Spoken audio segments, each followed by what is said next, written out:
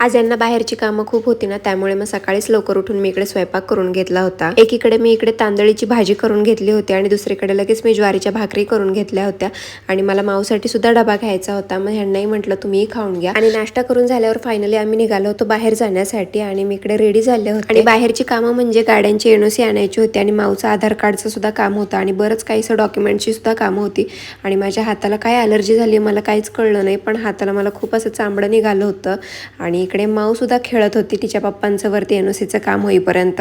आणि रस्त्यात जाताना इथे छान पेरू भेटले आणि 100ला 1.5 किलो होते, मग ते सुद्धा मी घेतले आणि मग नंतर भूक लागली, मग माऊला इकडे मी तिची पोळी भाजी खाऊ घातली आणि माझ्यासाठी मी मिसळ घेतली होती। आणि बाहेर कुठे गेलो ना तर माझ्या आवडीचा पदार्थ म्हणजे मिसळ पाव, मला मिसळ खूप जास्त आवडते।